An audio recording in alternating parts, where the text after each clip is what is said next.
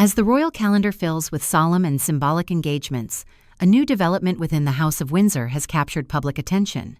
With Prince William overseas and Prince Andrew once again clouded by controversy, King Charles III has turned to the most trusted and admired figure in the royal fold, Princess Catherine, to shoulder a crucial national duty. It's a pivotal week for the monarchy. While Prince William arrives in Brazil to represent the crown at the Earthshot Prize in COP30, the king has made a significant assignment back home. He has asked the Princess of Wales to lead the nation's remembrance at the National Memorial Arboretum in Lichfield, Staffordshire, on November 11, an event steeped in history and emotion.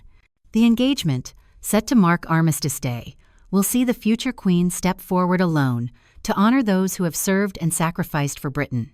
The timing of this assignment carries immense symbolic weight, with the Duke of York facing renewed scrutiny over his past conduct and the royal family preparing for their first major joint appearance since distancing Andrew and Sarah Ferguson from official duties. Charles's decision underscores the changing face of the monarchy. The king, increasingly mindful of how the public perceives his reign, appears determined to place trust and visibility in the hands of those who embody stability, dignity, and compassion. Few figures better represent that than the Princess of Wales. At the Arboretum, Catherine will lead the service of remembrance, joining the nation in a 2-minute silence at 11 a.m. Her presence will not only honor fallen heroes, but also reflect the emotional continuity that binds generations of service. She will lay a wreath at the Armed Forces Memorial, attend poetry readings, and meet with families of servicemen and women. For the princess, the duty is profoundly personal. Her grandfather, Peter Middleton, served as a fighter pilot during the Second World War. Those close to her say that she views the remembrance events as among the most meaningful on the royal calendar. King Charles's trust in Catherine, to represent both himself and the crown, speaks volumes about her evolving role.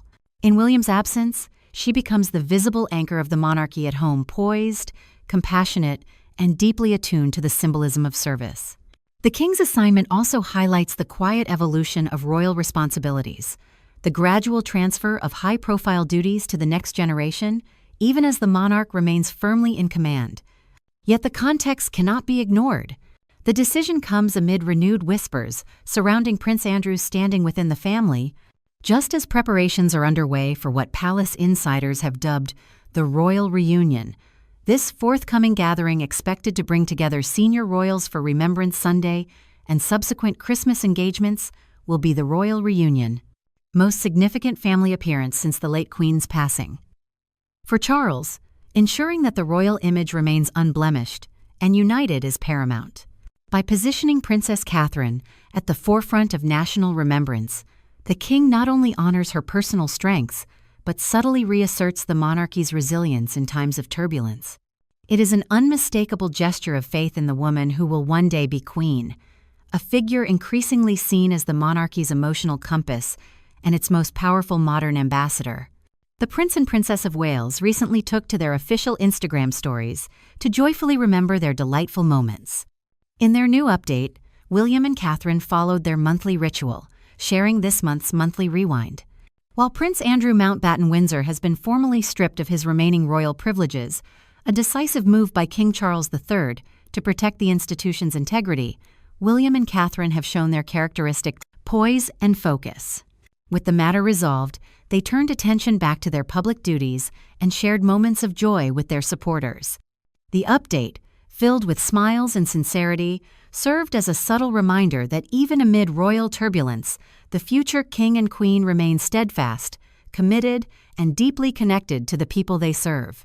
The weekend will mark Princess Catherine's return to royal duties following her family's move to their new forever home at Forest Lodge. The source reported last week that the Wales family had officially moved during the kids' school's half-term break and were settling in. The country life is a marked change for the family from their previous life in London, and Catherine has previously stressed how important it is to her and her children to live around nature. The 8-bedroom home is intended to be their permanent residence moving forward, with the family continuing to live there even after William becomes king. In London, there was a lack of the kind of life that Catherine has decided she wants and needs. She wants a country life. Catherine has recreated exactly what she had as a child. Her father was a lover of the outdoors, and much of her passion for the outdoors comes from her time with him.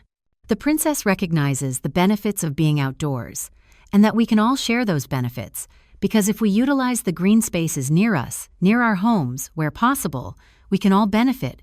The Princess of Wales is more introverted than extroverted, but she is approachable and has learned how to push past her shyness.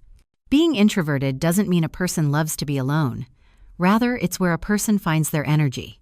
Extroverts gain energy from being with others, while introverts need time alone to recharge their batteries. Catherine is warm, likable, and makes others feel at ease in her presence. Catherine has a great sense of humor, and she laughs easily and often. Her sense of humor is one of the things that charmed Prince William so much, as she knows how to make him laugh, and he cracks her up with his dry sense of humor. They fit together well. The mother of 3 comes from a strong, loving family, and she adores children. It's been wonderful to see the joy she takes from being with her 3 children, and she loves meeting children on walkabouts and at charities. Her natural interest with children sits so well with many of her charities, since they focus on ensuring every child has an opportunity to have the best start in life. The princess loves being outdoors, and she's always excelled at sports. Catherine plays tennis well. She runs, played netball, like basketball, field hockey, volleyball, and she's learned how to scuba dive. She was brought up sailing and swimming, and she rowed crew. Catherine likes being busy, and working out makes her feel better. She even ran early in the morning at university, which is one of the ways she grew to know William better. They both started their days working out. Looking ahead after being absent from royal responsibilities for a significant period of time, Princess Catherine made a surprising announcement on March 22 about her health. Her surgery was successful, but test results showed she had cancer. She conveyed this information sincerely, that she has sent out to the world. However, she is doing well and is currently undergoing pre-chemotherapy.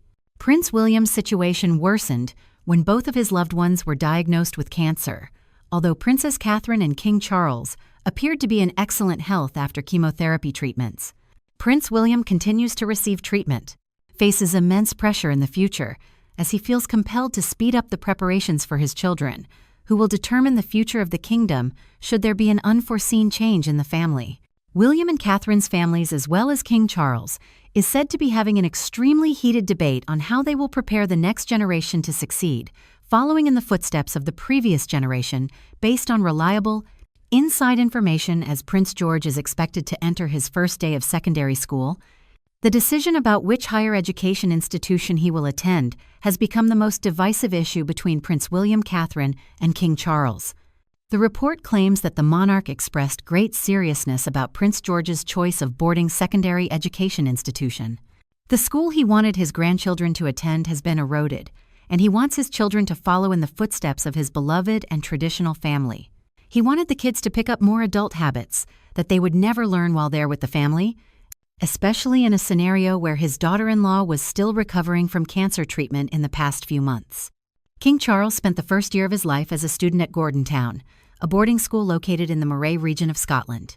Prince Philip, Charles's father, was also a student at Gordonstoun and is said to have famously enjoyed his time there, leading to Charles's appointment there. On the other hand, it shows that his son did not have a similar feel for the place. When William started classes at Eton in 1995, he made history by landing his first prominent role. However, being the brother and father of Princess Diana before equally notable, when it comes to children, are others in the royal family, such as the late Queen's cousins, Prince Edward, the Duke of Kent, Prince Richard, Duke of Kent. Gloucester and Prince Michael of Kent also attended the school throughout its history, and it is said that it looked like Princess Catherine was dissatisfied with any excuse King Charles gave for expediting the process of sending George, Charlotte to boarding school.